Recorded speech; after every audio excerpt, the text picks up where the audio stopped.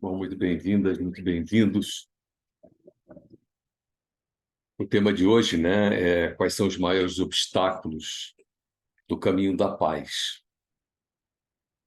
Eu vou apresentar três dimensões, duas dimensões de obstáculos, a dimensão do indivíduo, na dimensão da coletividade, da sociedade, e depois vou falar sobre elementos que conduzem à paz. Se esses elementos forem colocados em ação, a paz pode ser alcançada de uma forma mais eficaz, né?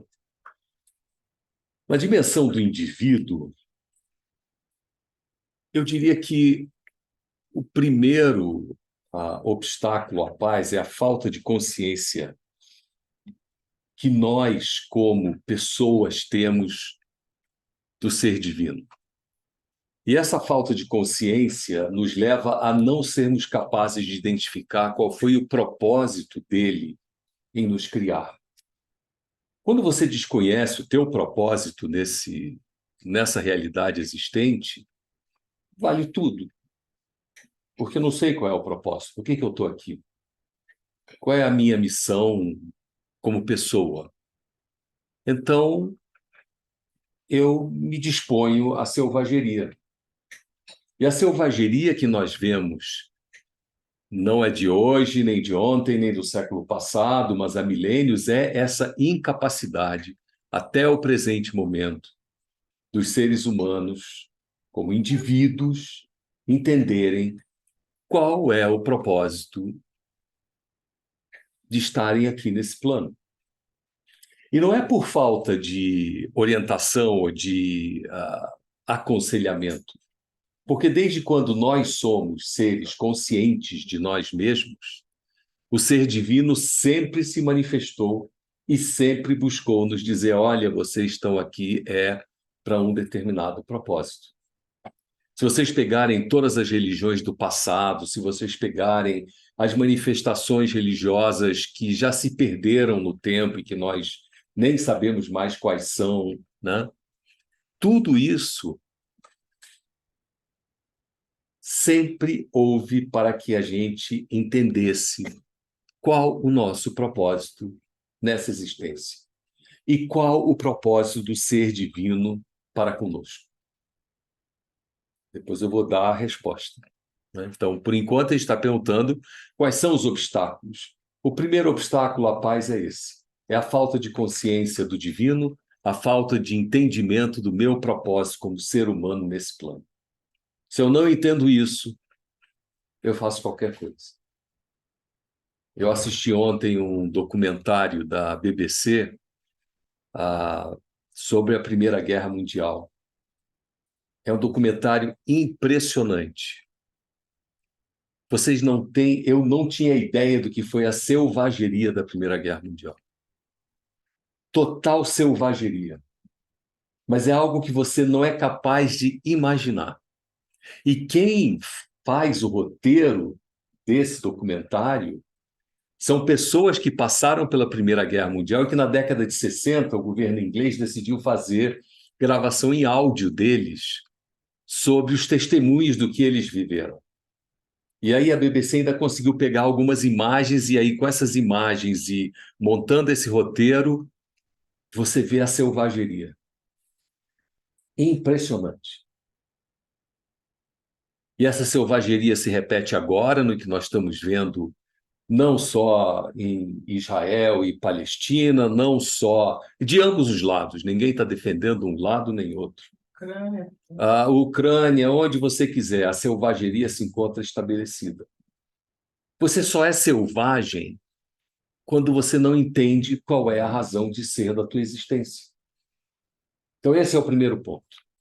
Nós queremos acabar com as guerras? A primeira coisa que temos que fazer é tomarmos consciência do ser divino e tomarmos consciência do nosso propósito aqui nesse plano. O segundo obstáculo é a falta de entendimento de que nós constituímos verdadeiramente uma única espécie. E que espécies iguais não se aniquilam. Espécies iguais se protegem, espécies iguais cooperam, colaboram, não se aniquilam. Mas até hoje nós não entendemos, passados milênios e milênios e milênios de consciência social, de consciência humana, de que nós constituímos uma unidade. E se nós não entendermos que nós somos iguais e constituímos uma unidade, nós vamos efetivamente nos destruir.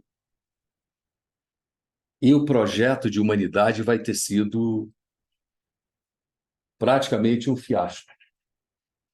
É claro que nós não desapareceremos, mas se nós insistimos em não nos reconhecermos como sendo uma única família humana, isso implica em reconhecermos que homens e mulheres são iguais, reconhecermos que brancos e negros são iguais, reconhecermos que brasileiros, argentinos, alemães, franceses, japoneses, mongóis são iguais. Religião. Eu vou chegar lá. Vocês ficam muito ansiosas para saberem o fim da coisa. Se nós não nos vermos como uma única raça humana, e esses pontos que eu trouxe são os pontos da nossa distribuição geográfica, né? Geograficamente, nós não nos entendemos como uma única raça humana, como um único projeto de humanidade.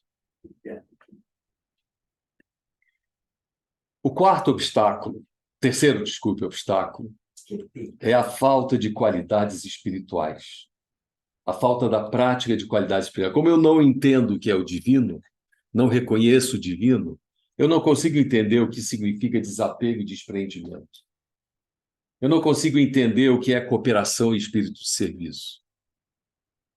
Eu acabo me rendendo aos encantos da materialidade que me cerca. Então, eu quero... Um minutinho. Eu quero... senão eu perco o fio da meada. Vocês deixam os comentários para o final. Me perdi. Quando eu não reconheço o divino, isso, eu me perco na prática das qualidades espirituais, né? E como eu não consigo praticar essas qualidades, eu me distancio cada vez mais do divino, e quanto mais eu me distancio do divino, eu retroalimento essa incapacidade de conviver em sociedade. Então, quando eu sou incapaz de conviver em sociedade, eu somente vou piorando as coisas, porque eu quero, e aí vem o quinto elemento, que é o destruidor da paz por completo, é o meu egoísmo e o meu egocentrismo. Eu me torno tão egocêntrico, me torno tão ególatra, tão egoísta, que eu só quero aquilo que é bom para mim. Se vocês olharem todas as guerras que apareceram na história humana, elas podem ter tido uma justificativa, né? Mas a justificativa ela foi só um elemento para tornar legítima a minha prática de inconsciência. Então, o projeto humano ele está em risco por conta de nós, indivíduos.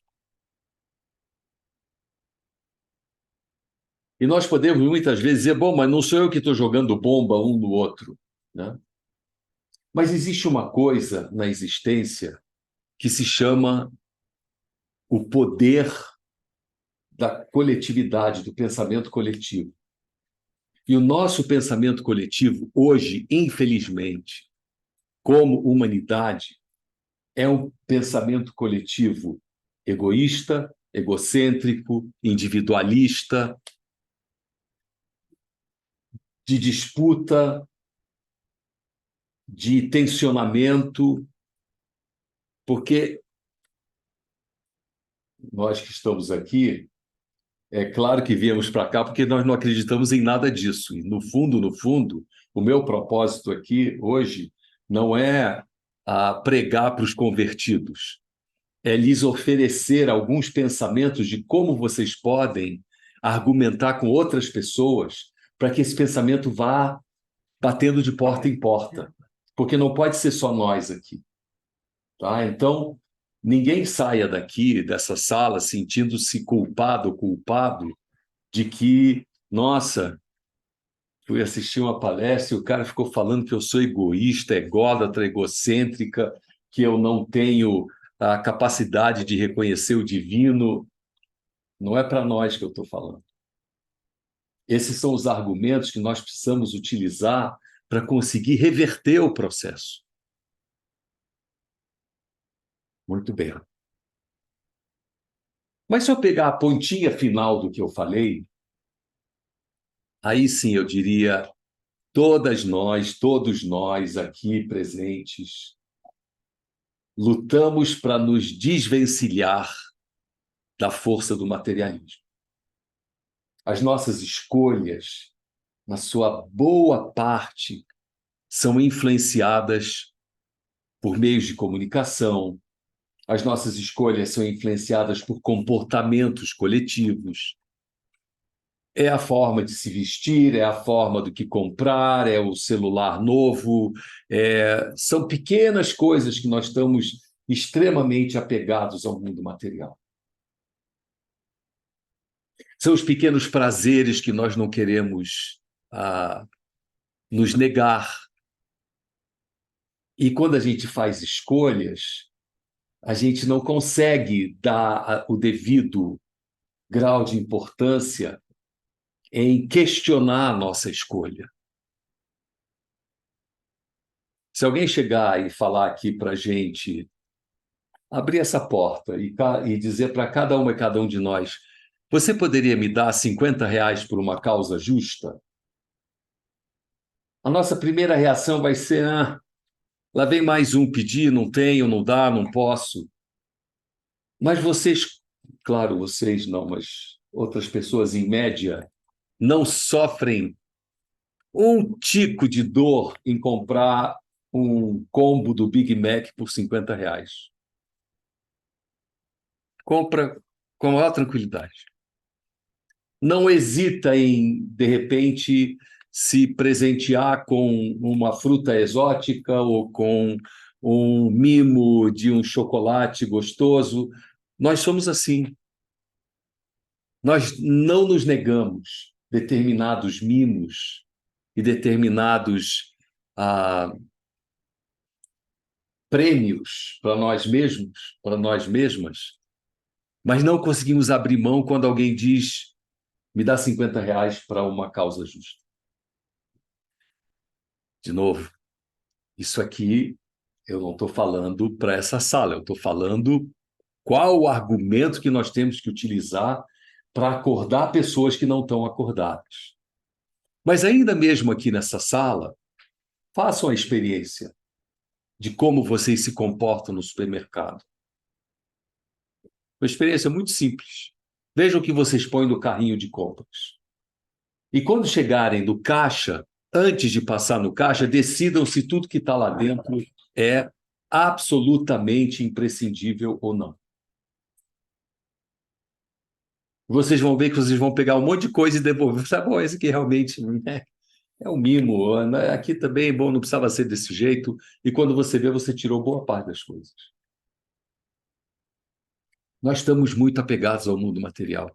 E esse apego ao mundo da matéria não é uma coisa que vem de hoje. Isso vem de milênios e milênios e milênios. Vem desde a luta por uma poça d'água entre os nossos ancestrais neandertais, muito bem retratado no filme 2001, Odisseia no Espaço, não sei quem já viu ou se lembra, que é a luta por uma poça d'água. Né? Mas é isso que nós somos.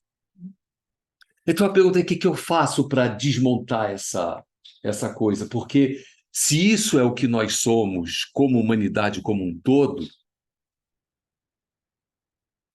A guerra é uma resultante desse tipo de pensamento.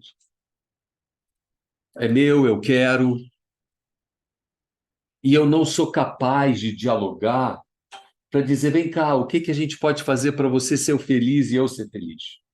Para você se realizar e eu me realizar. Mas esse tipo de diálogo é um diálogo baseado no divino. É um diálogo baseado nos valores espirituais, é um diálogo baseado na consciência da unidade da humanidade. Esse diálogo não é um diálogo que nasce do pensamento político. Político P maiúsculo, não estou falando da política partidária, né? Tanto que nós não vamos alcançar a paz se nós quisermos apenas fazer bons acordos políticos. Porque nenhum bom acordo político foi capaz de frear o sentimento belicista da humanidade durante todos esses milênios. Todas as guerras são a última guerra para terminar com todas as guerras. E aí aparece mais uma, porque a gente não consegue através de acordos políticos, né? Então, isso, inclusive, é algo que diz o Corpo Supremo da fé Bahá'í no mundo, a Casa Universal de Justiça, de que não é através, a abolição da guerra não depende somente de tratados e protocolos. É uma tarefa muito complexa para conseguir ser feita através de tratados e protocolos. Aí vocês vão dizer, mas então, e as Nações Unidas não era para isso? Né? Mas é que por trás disso tem que ter um outro pensamento.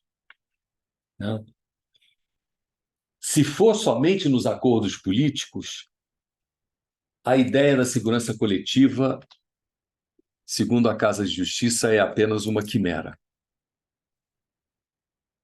Então, o que que eu preciso para que os acordos coletivos, os acordos políticos, eles vinguem? Eu preciso de um sentimento por trás disso. A paz, ela advém essencialmente de um estado interior, apoiado por uma atitude transformadora, que vem da sua conexão com o divino, que vem da sua conexão com a consciência da unidade da humanidade, que vem da sua percepção do abandono de si mesmo e da prática de valores espirituais como desprendimento, desapego, cooperação, compaixão, entendimento. O que está acontecendo com todos os órgãos que buscam a paz é que eles estão destituídos desse sentimento. Enquanto esse sentimento não estiver impregnando as decisões humanas, nós não vamos conseguir chegar a lugar nenhum. Se vocês estão vendo o que está acontecendo agora aqui no Brasil, agora o Brasil, a América do Sul está sendo a bola da vez, né? Com esse calor excessivo na parte central do Brasil. Há 4 meses atrás, eram os Estados Unidos e a Europa pegando fogo, um total incêndio, né? As mudanças climáticas estão acontecendo por quê? Porque nós estamos apegados a modelos antigos, arraigados, de conforto. Nós não queremos abrir mão do nosso conforto. Enquanto não quisermos abrir mão do nosso conforto e encontrarmos soluções melhores, né, nós vamos viver essa loucura. Só que ninguém quer abrir mão do conforto, ninguém quer abrir mão do desenvolvimento. E o que vai acontecendo é que cada vez mais eu preciso de acordos e protocolos que beiram o impossível de serem exitosos, né? Acho que eu estou falando isso muito mais para mim. Semana que vem estou indo para Dubai para a Conferência do Clima. Eu pergunto, vou fazer o quê lá? Para discutir o quê? Se ninguém quer abrir mão de coisa nenhuma, né? É muito complicado isso.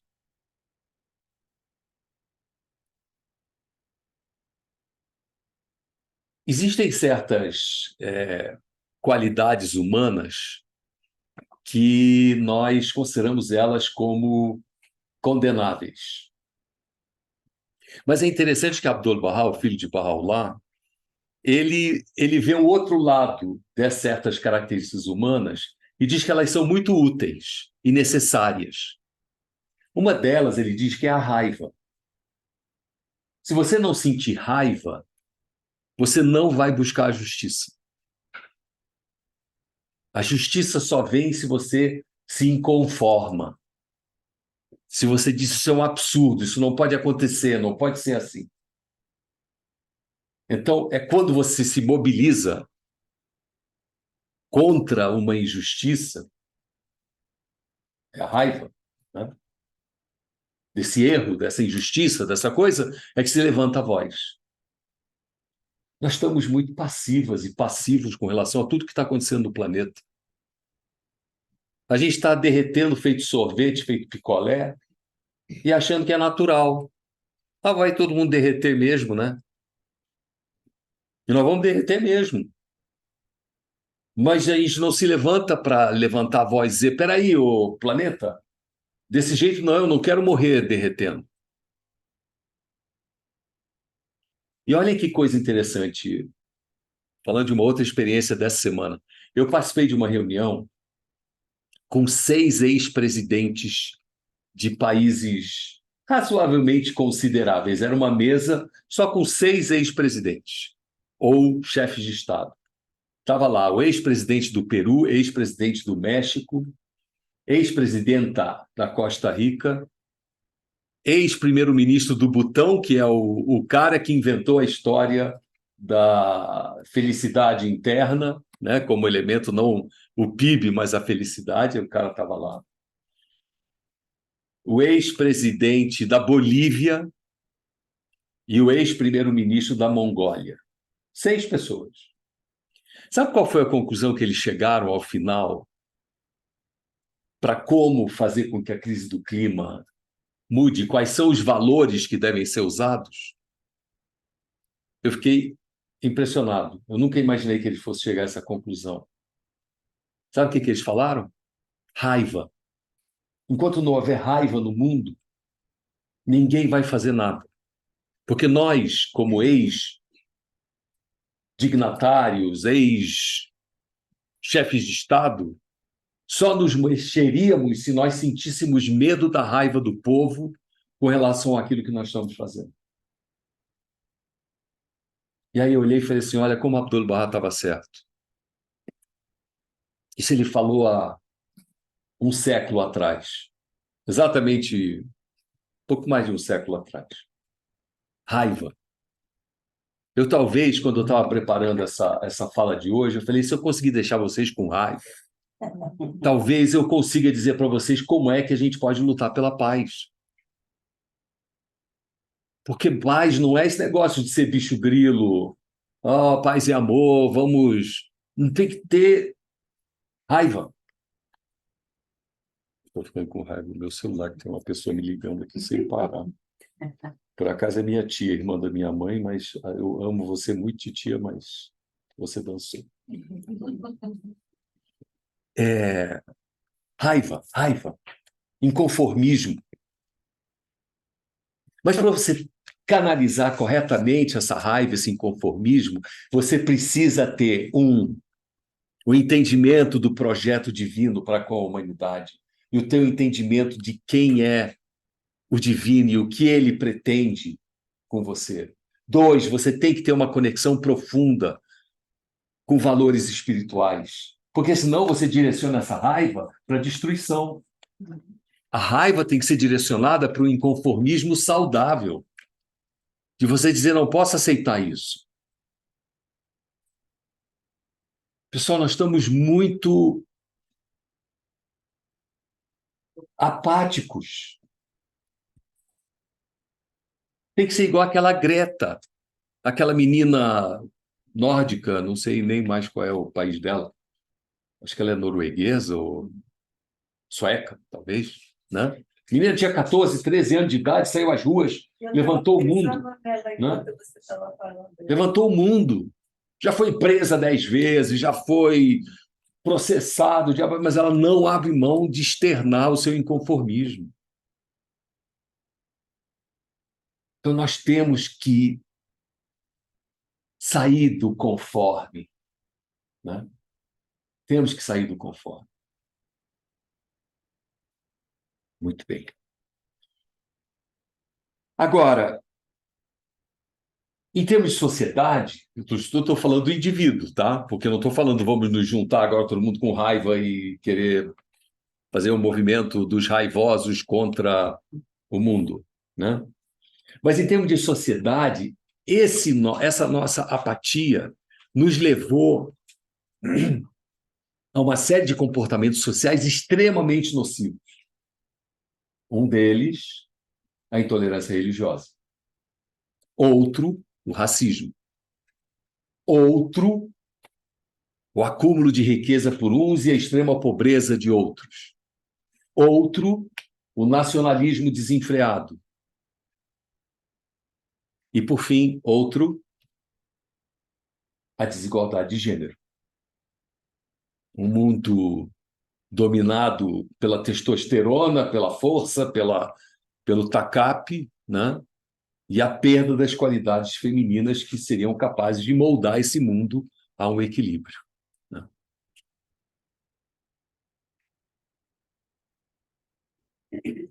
A sociedade humana precisa tratar desses males que são fruto do nosso distanciamento do divino, fruto do nosso distanciamento do projeto de humanidade que nós somos, né?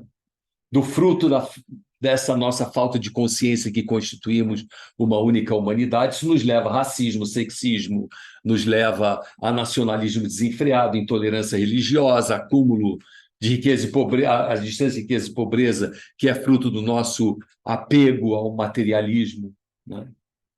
Então vejam como as consequências sociais elas decorrem desse vazio espiritual na humanidade. E é esse vazio que nós precisamos combater. Talvez esse vazio sendo ocupado por um espírito de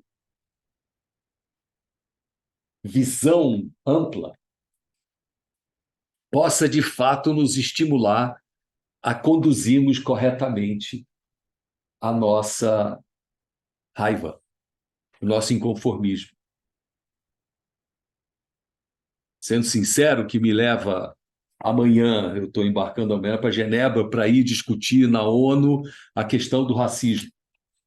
Eu não sou negro, mas eu estou indo discutir a questão racial negra brasileira, né, num debate de um documento, porque eu não quero ficar calado, eu não posso aceitar que, se eu tenho uma capacidade de língua, se eu tenho capacidade de negociação, se eu sou bom nessas coisas, eu tenho que usar isso que eu tenho. E vou usar, então é o meu inconformismo. E eu vou para uma ação. A mesma coisa vai ter que acontecer em Dubai, vai acontecer em tantos outros lugares que eu vou indo toda vez que eu faço essas viagens por conta de influenciar espaços das Nações Unidas dentro da questão racial específica onde eu trabalho. Então, para que isso possa ser feito, né, nós precisamos ter mais gente que seja capaz de articular esses pensamentos, de fazer essas ações. E quem faz isso é a educação. Então, um instrumento conducente ao entendimento das nações e à eliminação da guerra é a verdadeira educação. Notem, a educação meramente formal, ela não significa nada. Porque quem era a Alemanha? Senão um grande espaço educacional, de cultura, de tudo isso, nos anos 20, 30, 40, e fez o que fez. Então, a mera educação, como instrução formal, ela não é essa. Estamos falando de uma outra educação, uma educação que faz brotarem os verdadeiros valores humanos. Então é isso, pessoal. A conexão é essa, tá? Nós precisamos entender, reconhecer e aprender o nosso papel aqui nesse planeta. E qual é esse nosso papel? É levarmos avante uma civilização em constante evolução. É para isso que Deus nos colocou nesse mundo. É um projeto de milhões e milhões de anos. Vocês imaginem a paciência divina? 4,5 bilhões de anos para a Terra ter sido formada. Esperou 4 bilhões, 4 bilhões, é 4 bilhões e meio, né? 4 bilhões, 499 milhões de anos, até que 1 milhão de anos atrás, alguma coisa parecida com os nossos humanoides anteriores começasse a aparecer. Para que 100 mil anos atrás, os primeiros Homo sapiens começassem a aparecer. Para que 10 mil anos atrás, a primeira civilização organizada começasse a aparecer. E para que hoje a gente faça o máximo que nós podemos fazer para nos destruirmos. É claro que esse projeto não vai ser fadado ao fracasso, mas é a nossa opção de querermos fazer o clique, né? Por um ato de vontade consciente, consultiva, nossa, de toda a humanidade, sentar e dizer, peraí, não vamos nos destruir. Vamos acabar com isso. Vamos dar um freio nessa história. Ou nós vamos ter que passar por horrores inimagináveis até que a gente aprenda novamente a lição e ai dessa humanidade que vai vir depois desses horrores para tentar se entender. Então, nós temos uma opção, sim. Eu acho que nós ainda não chegamos no ponto de não reversão. Ainda há uma pequena chance. Temos que usá-la. Para usá-la, nós precisamos fazer todas essas transformações. É isso.